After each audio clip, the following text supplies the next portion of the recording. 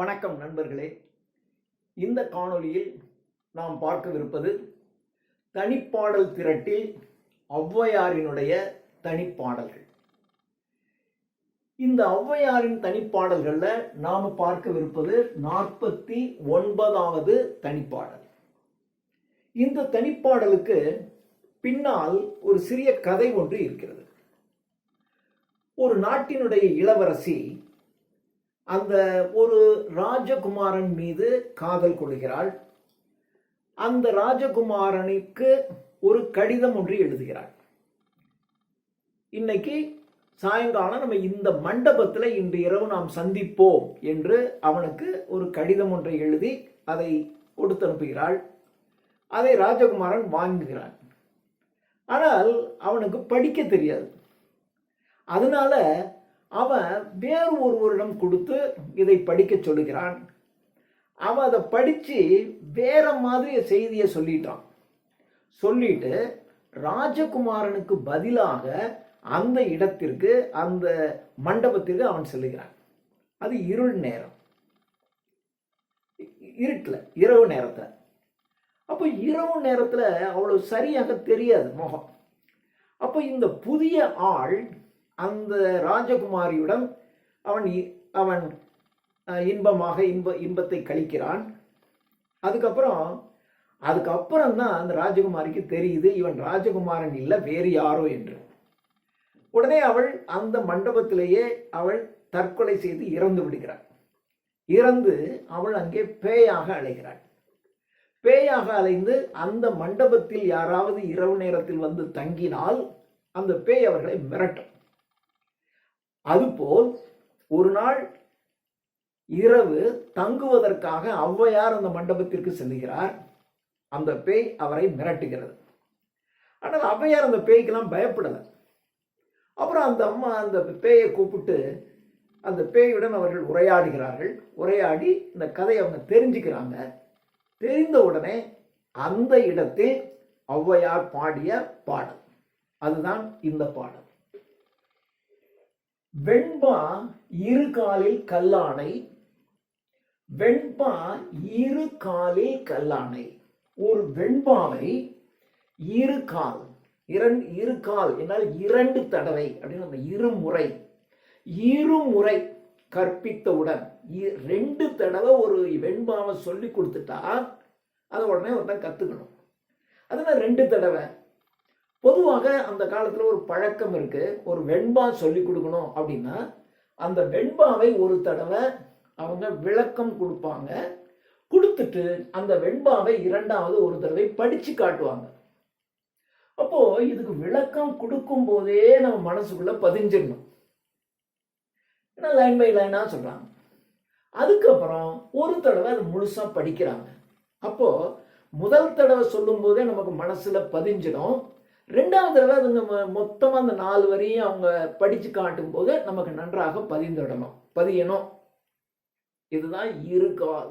இதுதான் வெண்பா கற்றுக் கொடுக்கின்ற முறை. சிலர் என்ன பண்ணுவாங்கன்னா எடுத்த உடனே ஒரு தடவை படிச்சிருவாங்க. அதுக்கப்புறம் ரெண்டாவது விளக்கம் சொல்லி கொடுப்பாங்க. சார் 2 விளக்கம் சொல்லிட்டு படித்து காட்டலாம், படித்து காட்டிட்டு விளக்கம் சொல்லலாம், எது வேணாலும் செய்யலாம். அப்படி 2 முறை கற்பிக்கும் பொழுதே ஒருவன் வெண்பாவை கற்றுக்கொள்ள வேண்டும். அப்படி கற்றுக்கொள்ளனா வேஸ்ட். வெண்பா இரு காலில் கல்லானை, அப்படி கற்றுக்கொள்ளாதவனை வெள் ஓலை, அந்த காலத்துல எல்லாம் ஓலையில் எழுதுதான் வழக்கம். அந்த ஓலையை என்ன பண்ணுவாங்கன்னா அப்படி ஒரு ஓலை எடுத்துட்டு வந்து எழுத மாட்டாங்க. அந்த ஓலையை பதப்படுத்துவாங்க. பதப்படுத்தி அந்த ஓலை பார்த்தீங்கன்னா மேலே வெண்மையாக இருக்கும். அந்த வெண்மையாக இருக்கின்ற அந்த ஓலையில் வெள்ளோலை கண் பார்க்க கையால் எழுதானை. இத 2 விதமாக பொருள் கூறலாம். ஒன்று, கண் பார்க்க, அந்த வெள்ளோலையில் என்ன எழுதி இருக்கோ அதை கண்ணால பார்த்துட்டு அப்படியே கையால எழுதணும். கண் பார்க்க கையால் எழுதானை, அப்படி எழுத தெரியாதவனை. நீங்க கண்ணில் பார்த்த உடனே அப்படி பார்க்கணும், பார்த்துக்கிட்டே எழுதுறோம், அப்படி எழுதணும். இப்படியும் சொல்லலாம். இன்னொன்று, கண் பார்க்க பிறர் கண்ணிலே பார்க்கும்படியாக அந்த வெள்ளோலையில் எழுத தெரியாதவனை. அப்ப அந்த வெள்ளோலையில நாம எழுதணும். நாம எழுதுறத மற்றவங்க பார்த்து புரிந்து கொள்ளணும். அப்ப பிறர் பார்த்து புரிந்து கொள்ளும்படியாக நீங்கள் எழுத தெரிய வேண்டும். அப்ப எழுத தெரியணும். அப்ப வெள்ளோலை கண் பார்க்க கையால் எழுதானே. ஒரு ஓலையிலே எழுதியதை பார்த்தவுடன் நாம இன்னொரு ஓலையில எழுதணும். அல்லது அந்த ஓலையில் நாம் எழுத வேண்டும், அதை பிறர் பார்த்து புரிந்து கொள்ளும்படியாக நாம் எழுதணும். வெள்ளோலை கண் பார்க்க கையால் எழுதானை. அப்படி எழுத தெரியாதவனை பெண் பாவி. ஒரு பாவியான ஒரு பெண் பெற்றாளே பெற்றாள். இவனையும் ஒருத்தன் பெற்றிருக்கா பார். ஒருவனை இப்படிப்பட்ட ஒருத்தன் எப்படி பெற்றாடாவார்? பெண் பாவி. அப்படி ஒருவனை பெற்றாள். அவள் ஒரு பாவி. பெண் பாவி பெற்றாளே பெற்றாள். பிறர் நகைக்க பெற்றாள்.